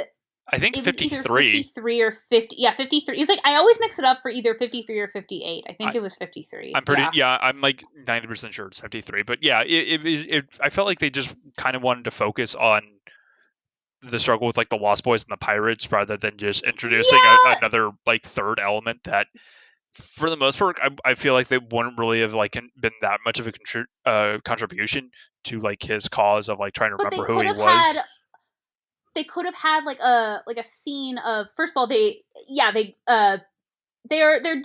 definitely drawn and deemed it's racist Yeah, for sure. It's weird though because the song is basically why is their skin red? That is what they're singing about, and they're saying it's red because they're blushing. So it's like it's still racist. It's trying to make something that's racist make it cute. It doesn't really make it less racist. yeah. It's weird. But It has anyway, not aged well at all, is what we're saying. no. But I will say, minus that, I do love that version, and I do love that whole. The thing is, there's that famous scene where he saves Tiger Lily, and so they could have had like there is a scene maybe where he interacts with the native people and he trying to convince them to help him, and of course they're like, oh yes, because we're indebted to you because you save like the chief, like you save my daughter Tiger Lily. I'd be glad we'd I, be glad to help you save your kids. I Like they could I have. just feel like if It they wasn't that relevant, but I just feel like if they I don't know. I just feel like if they did that, that would have just like opened up a can of worms of another potential love interest that would have served no purpose in this movie whatsoever of like him and Tiger Lily, because there was already Well, like I would. him and Tinkerbell and like he's already with his wife. It just I felt like it would have like caused more Well, problems than it would have helped solve later on. I get that, but the thing was the Tinkerbell thing was so unnecessary. Yeah, It wasn't like it was a big plot point. It just came out of nowhere and there was no reason for it, and it was very unsettling and I hated it. And I was so mad. I can't tell you, I was so mad. I was like, what the fuck? While I was watching it. But anyway, I mean, yeah, they weren't they weren't like, it wasn't, it was just an element of Peter Pan that's in the original book, and so I thought it would have been fun if they were there, but no, it wasn't. There wasn't a dire need for it. But anyway, but she did mention them, and then they never came up again. That was why, and so, um, but anyway, yeah, there's this whole training sequence, and they're trying to get him to fly, and he just can't. They just keep saying, "Just think of a happy thought." That's it, and it's like, dude, really? You got no happy thoughts? yeah. Really? And there's a scene later where Tinkerbell says, "Is it? I think it's Tinkerbell." She says, "No wonder you don't have a lot of happy thoughts because you've had like your So life many, sucked or yeah, something." yeah, yeah. But There's it's so, like, so many sad memories. not what. And it's like, I like how his kids are his happy thoughts. His wife isn't even a happy thought. Like there has to be something else. And but what really kind of, he's in this training scene. What was the reason they went to the Pirates Cove, and there's the baseball game. Actually, wait, before this. So yeah, we talked about like Hook is trying to win over Jack and like make him his son and make him turn against his dad. Yeah, And there's this scene where there's like all these broken clocks, and yeah, because he absolutely hates clocks because that's what the crocodile TikTok, like the sound it would make would be TikTok. So he hates clocks. So he would take Jack and he just smash up this store that had nothing but clocks in it. I don't know why he would even have that. Um, see, they were all broken, and I liked the imagery. I just thought there was this. I read this on Pinterest. Or Pinterest. There was this thing someone said saying like, of course, you know, Hook would hate Peter Pan for who. It was like a kid with time stands still, so of course his villain fears the ticking clock. And I'm like, oh, okay. But I am like, I thought maybe that's what they were playing. It just seemed very like, I like, again, like I like the imagery of all these broken clocks, but it was just because he didn't like the sound of them, which makes sense. It just, I felt like they were trying to make that, it was made too big of a, they were making too big a deal out of it. And oh, we didn't know for that when they first arrive in Neverland, the crocodile is made into a into a clock. clock tower. Yeah. It's like, And wait, you hate clocks so much, but you turned the one thing that reminds you of clocks into a into a clock. clock. But That also makes no he's sense, even though it looks awesome. but also they arrive, you see it very briefly, and then it doesn't come up, it doesn't get mentioned, it doesn't get mentioned again until later. I'm like, oh, that's that crocodile? I didn't even think about it. I just thought it was like, because it was just in the background. It didn't even occur to me. I just thought it was a the clock that looked like a crocodile. I didn't realize that that's supposed to be the actual crocodile until it got mentioned. And I'm like, oh, okay, that's cool, but that's weird. Like, sure, sure. But there's a scene, yeah, the scene where they're playing baseball, and Hook says to him like, "So what is this baseball? Explain it again." And because the kid loves baseball so much Yeah. that he even to his sister's play brings a mitt and ball, which I thought was weird. Like, why? But anyway, I It's forgot like, to mention that before. yeah. It's um, like, but whatever. but he mentions it, and then I just thought he's trying to bond with him, and then the next scene they're playing baseball, and I thought there should have been a bigger like, hey, why don't we have a game or do something. I don't know. It just was like there wasn't any indication there was going to be a game, and then there just was. And the game was kind of funny because the pirates are all cheering, and like one, like he doesn't, tries to steal second, so somebody shoots him. Yeah. So it's like, It's like, what? and Jack's just like, he is completely unfazed by the fact that one of the players on his team has just been murdered in the middle of this game for playing the game correctly. He does not And bat an yeah, eye and does not even flinch by the fact that there has been a active murder in front of him, and that all these men are armed to the teeth with swords and flintlock pistols, and at any moment he could be next. He seems so very casually calm. fine by the fact that like everyone there is essentially like a murderous alcoholic.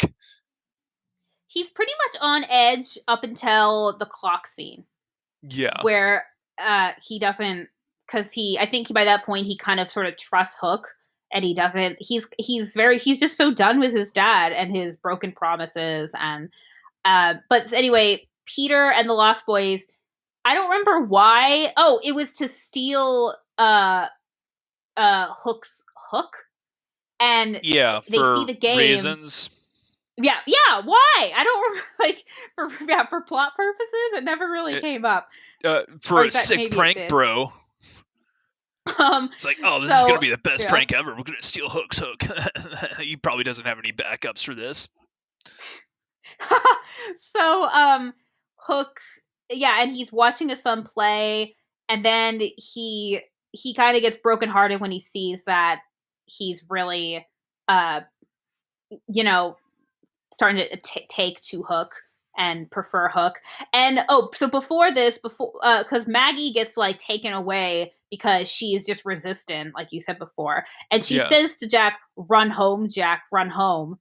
And then uh later when they're in the game, instead of saying home run, the Pirates have it mixed up and said run home. yeah. And then he sees this, and then I don't know what this was supposed to strike in him. Strike. But he hits the Okay, I ball. quit. No. He hits the ball. Um it goes up insanely high, and I guess it's considered a home run. The game's over, and I thought it was gonna fly home. Like I thought it was gonna like go through the nursery window. Like it would hit home, because didn't really. And like he's like run home. It's like, okay, what is that? I don't know.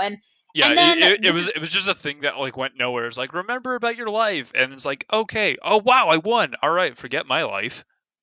and then this is when Peter he runs away. He's so upset, and this is when he finds the like. Oh wait, he arrives at the Lost Boys hideout.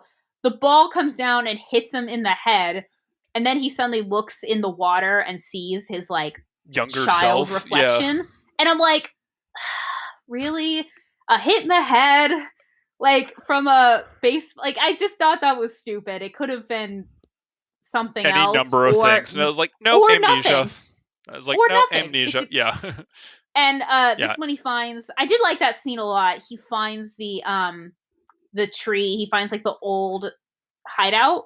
yeah, Oh, so maybe that was. Oh, okay, that was the original hideout, and then it just expanded. And yeah, they're on carved on it is Wendy, Michael, John, slightly Toodles. Oh, Curly, that was the other one. Curly, Nibs, and the twins. And I like that they were paying homage to the original, but I really would have loved a flashback there of the originals, um, because there wasn't really. It didn't really. They paid homage a little. Like I like the scene, but again, it came around of nowhere. Not came out of nowhere. It just there was no recollection there or was no indication of substance them. there was no substance to it. Like I'm Yes, watching this as like an outside viewer who has really no major outside information, and like that scene did not have like really any impact of like, hey, John Michael Wendy and some other people. and then this is when Tinkerbell is inside. She's wearing this like think of like Glinda Cinderella. dress. Yeah, Cinderella. It was like It's a that like Cinderella dress. Let's be honest. yeah. And he's like, "Why are you in a dress?" And she's like, "It's a homecoming present." And it's like, "Okay, it's a homecoming party." And he then kind of starts to remember everything, and then he explains that he would always go back to visit Wendy, and we kept seeing Wendy age. And the first time, oh no, so this is what made no sense to me. So he shows up, he has the fight with his shadow, and he starts to cry because he can't reconnect with his shadow. And then Wendy pops out of bed going like, "Boy, why are you crying?" You know, the Oh whole yeah, line. And it's and it's Gwyneth and Paltrow. yeah, Gwyneth And I looked it Paltrow. up. she was, and I'm like, how old is she supposed to be? She's like 19 when she did this. And then later it said it was supposed to be teenage Wendy. I'm like, Wendy's supposed to be like 12. It's supposed to be like 13, 12, 13. Peter's supposed to also be like 12 or 13. I mean, to be And fair, she looks like she's like 14 in that scene. I mean, yes, she did look young. I just didn't like this. I'm like, wait, is this supposed to be the first time they met? I would have just loved a flashback I of mean, that, that but then it they just made it seem very clear like that was the first time they met because they had no idea who the other person was. that's what I was. That's what I thought, and I was just getting. I think I just got thrown because it was Gwyneth Paltrow, and You were she. focusing on that. I knew because I know I knew that like this is a couple years before she won her Oscar, where she was in her like mid-20s. Like, so I was just confused because I knew she wasn't like 12. So that's just what threw me. Yeah. But then like you keep seeing he goes back and Wendy keeps getting older. And then he gets really surprised when Wendy's like, a grandma now. Yeah, And I'm like, it's Maggie Smith now.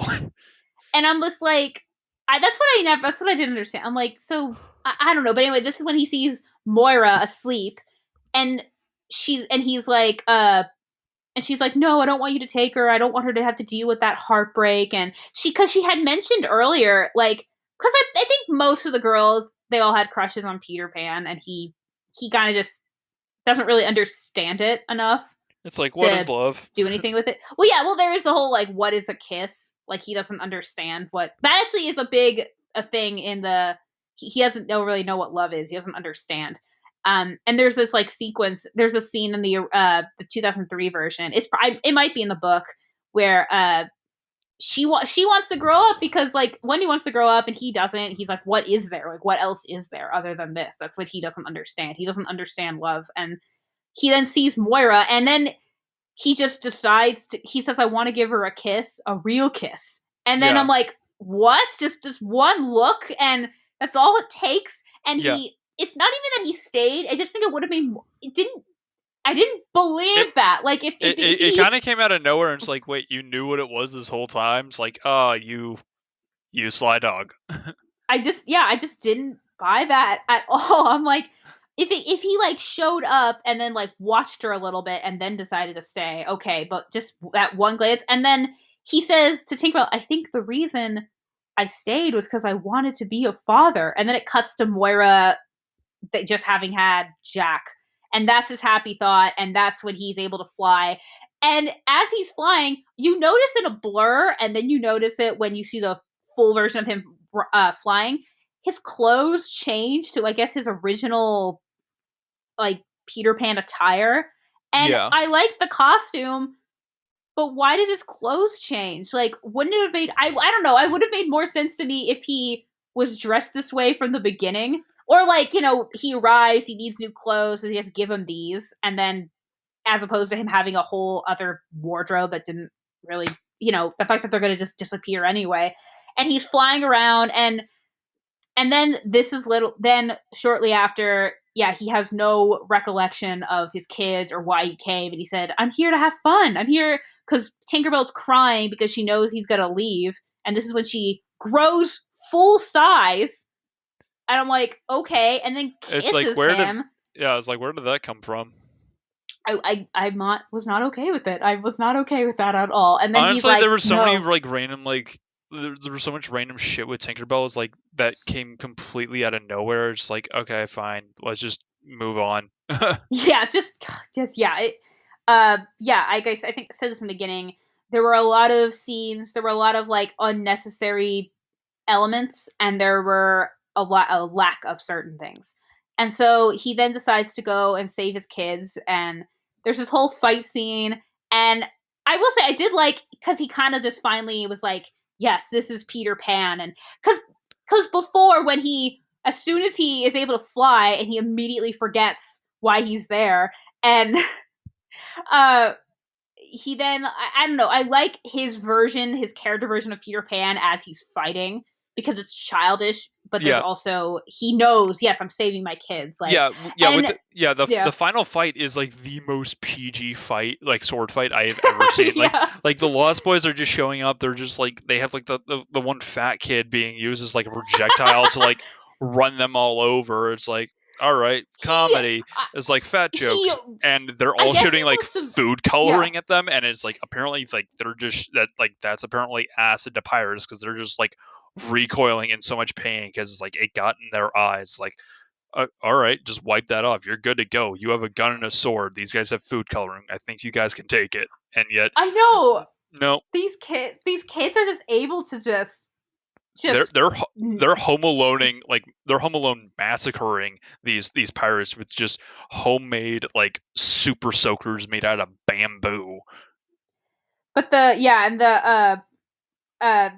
the fat kid, so his name is Thud Butt, and he's okay, and he's one of the he's one of the Lost Boys that's like was helpful from the beginning with Peter, and he yeah, he's like, I guess, leaning over, grabbing his legs, and then just rolling, and Yeah, he he just is turns into like knocking a his full blown punch. cannibal. Yeah, Wait, and also like cannibal? a cannonball. He's literally just Okay, like rolling cannonball, around like like a bowling ball and just like knocking a everyone over. okay, a cannonball, not a cannibal. Yeah, a Different. cannibal Um, because he's eating them uh, because he's the fat one. Get it? All right. yeah, that was his trait. I'm the fat one. Yeah, That was and pretty then much his trait. yeah, Yeah. although at the very end, like Pan gives him the sword and like puts him in charge because spoiler alert, Hook kills Rufio in like a kind of a surprisingly dark scene for a very innocent and PG fight scene. He's like literally like the only one who dies. Like every pirate, Yeah, like a couple of the pirates like get stabbed, but it's like okay, these look like very non-fatal injuries, and like the other pirates are just getting like punched and kicked, and they all have glass jaws and just fall over in like one hit. But like he's the only one who legitimately gets killed. this It's is like the second movie I've seen where I thought there was like this unofficial rule. Maybe it's because he's clearly not like a 5-year-old. He's like, yeah, like 13, 14. But there's this unofficial rule in movies that you don't show kids getting killed. And I guess maybe he was considered old enough that they got away with it. I yeah. think the only other movie that I've seen that happen in was It. Like, Um, and I thought the reason they got away with that was because it's not actually Georgie. It was like a fake version. I thought that's how they got away with that. But no, like you anyway, actually in like the first like or part one of Stranger Things, I mean, in yeah in the it chapter one, like you see him like get his arm ripped off and dragged down a sewer like that. yeah, That's some but like hardcore like child murder right there. yeah, but it's because you're seeing the technically you're seeing the build up to it, not the. I mean, that was yikes. Yeah, Anyway, I don't know. That's kind of anyway. That's an unofficial rule that I heard. I don't. I'm wondering now if that's how accurate that is. But anyway, I personally can't think of a personal example, but I'm sure if you give me enough time, I could find several. okay. I don't know. I for some reason thought that was a rule. Anyway, so yeah, Rufio dies. It's pretty yeah, it's kind of sad because I wasn't a big fan of him. He was kind of a little asshole for most of the movie, Yeah, and then he and he was a Peter fight he was side a by dick for side. like yeah he was like a dick for like most of this movie because he What wasn't in charge anymore. what I really hated was it wasn't even that he was a dick, but he had this like smug look of like, when like someone's annoying you and and they're enjoying annoying you and they're like Yeah, smirking about it. I'm like, God, that's like I hate that so much, and that's what he was doing through most of the movie. And then yeah, it was actually kind of sad. And this was when Jax dressed up as Captain Hook, like a mini Captain Hook, and then and Captain Hook says like, "This is my son now," and this is kind of when he finally snaps out of it and join forces with his dad. But before, I think just before this, there was a really cute part where Peter saves Maggie, and Maggie realizes my dad is the real Peter Pan. Like it's yeah, so adorable and innocent, and yeah. It's like my dad Santa is like oh like yeah, magic's real and I'm related to it.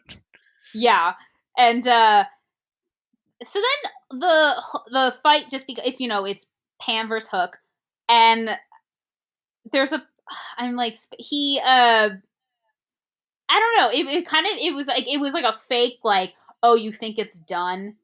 You think you think he's gonna just like let? I'm like, what the hell is this? I was getting so I don't know. Sorry, it's been a couple days since I watched it because I thought we were Yeah, gonna no, record earlier.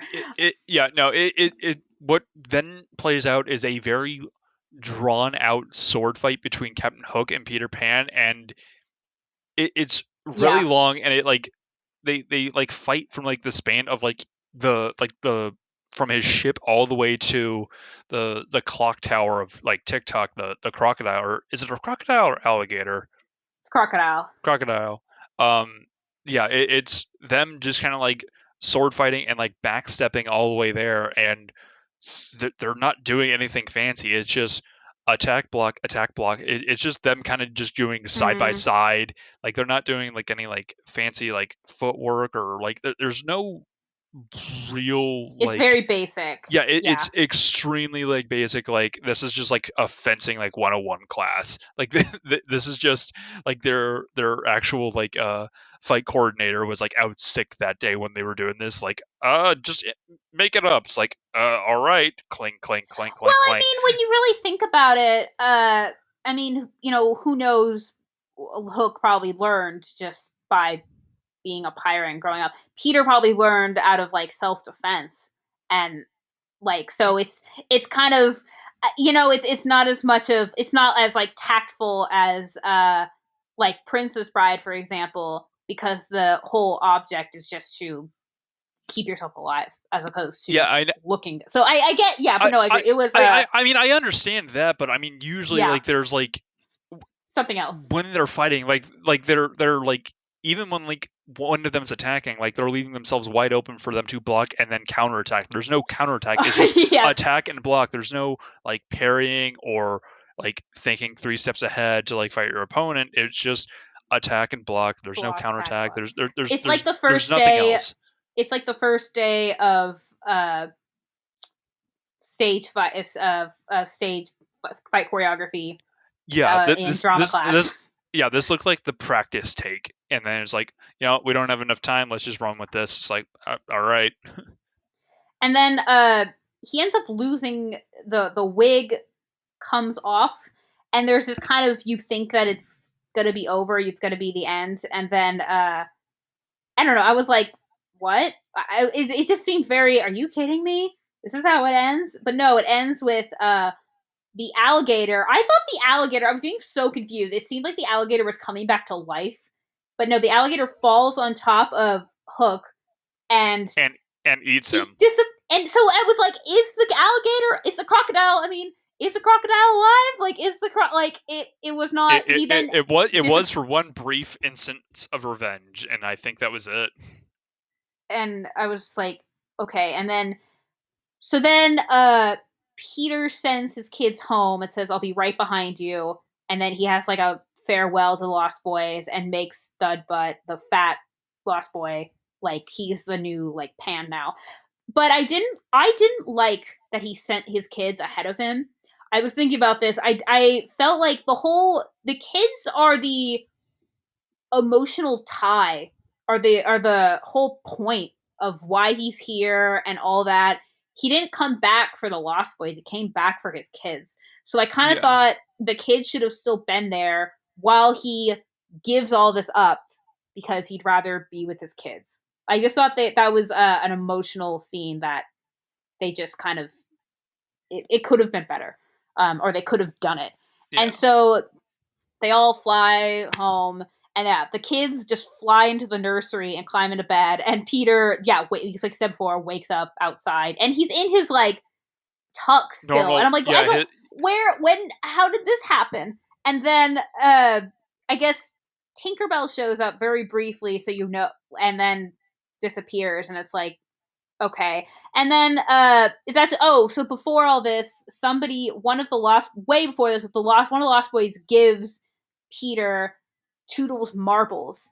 And apparently they're Toodles happy thoughts. And so everything's great, and then Toodles opens the marbles and he starts to fly, and he flies, and and everyone's it's watching this, and no one's batting an eye. That's like, huh? It's a crazy senile old man flying throughout the streets of London.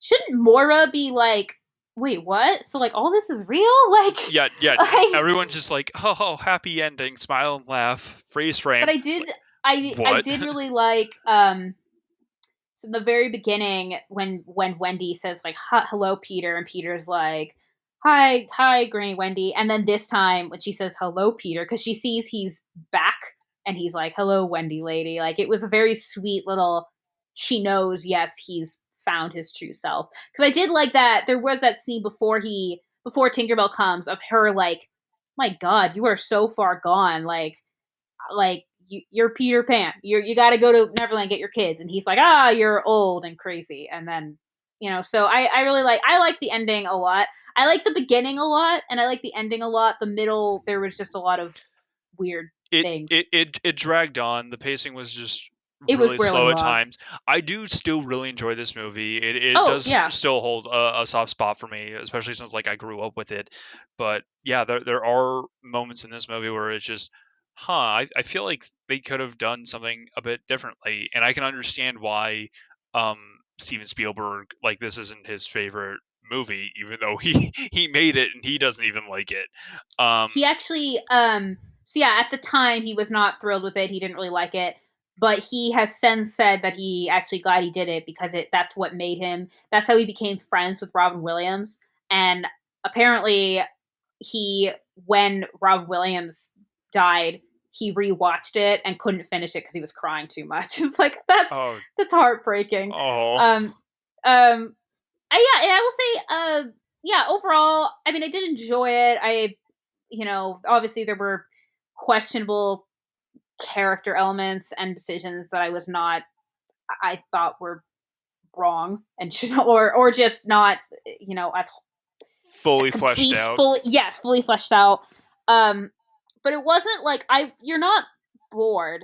Like it is an entertaining movie, and I understand why so many people love it. I don't. Yeah, like I said, I don't really have a good reason why I didn't watch this movie as a kid. We didn't own it. We didn't watch it. I don't know what to tell you. Um, but yeah, I definitely think it's a nice little. I can totally see this being, if you've grown up with this being such a nostalgic like, oh my god, I remember that Yeah, scene. I remember you and our friend Aaron having a conversation about the baseball scene yeah. for No, like, I just it just, the baseball scene was just so. It felt like such an out of place scene. When the yeah, it Pirates are could have been playing introduced baseball. better. It could No, have been introduced better, no, which it's that not. was my issue. It's not the fact that it wasn't introduced. It came completely out of nowhere, and I thought it was the Yeah, funniest scene because of all these pirates who don't know how to play baseball are playing it, and like, you see the catcher is like signaling to Smee, who's the pitcher, is like, it's like, this, these guys have never played this game, but they had time to develop signals between the catcher and the pitcher of like to throw like fastballs and curveballs. Like, how do they even know what those are? not even just that. Like I don't know. I thought it would have been funnier if there was more of like, oh, he's stealing second, and then he like someone actually picks up the base. Like I felt like it could have been funnier. Like it could Yeah, have been a scene where, because there was a couple scenes where it's like the pirates are also just kind of immature, and it could have been it could have been even funnier. I mean, it was still Yeah. pretty funny. I was just like, he's Yeah, stealing second, and the pirate just gets shot. It's just like, yeah, that's yeah. that's hilarious. Um, Or they were like doing but yeah, cheers and stuff. Like yeah, like it was entertaining. Yeah, yeah. I was glad when this went on Netflix. I'm like, we got to do this so I can get this off my list. Oh my, another movie off your list. Yeah. Now there's only 100 something So something. 18 or 19 or something. Yeah. Oh, right. We're under 120 folks. Yeah.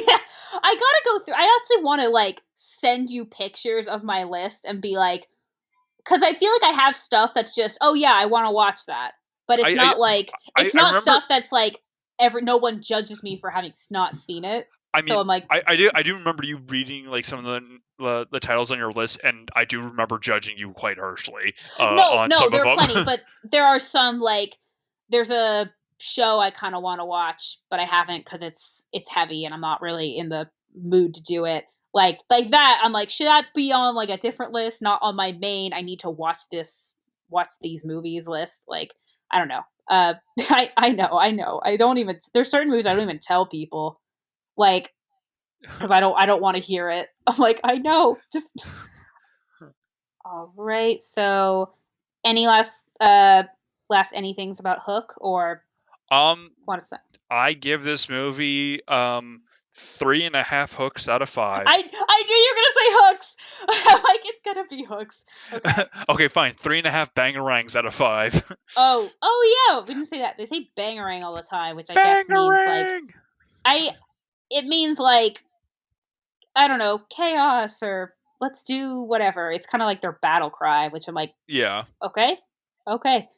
Um, yeah, I give it like yeah. In terms of like in enjoyment, I give it like maybe a 2.5, 3. I give it like a in terms of in enjoyment, I'll give it like a 3 out of 5 hooks. But in terms of like actual quality in the movie, I gotta give it like a 2. Like there were too Fair many enough. problems. I thought. Yeah, fair enough. All right. All Well, right. on that note, I'm Kevin Tracy. And I'm Samantha Tomlinson, and thank you for listening to Movie Reel. Bye. Bye.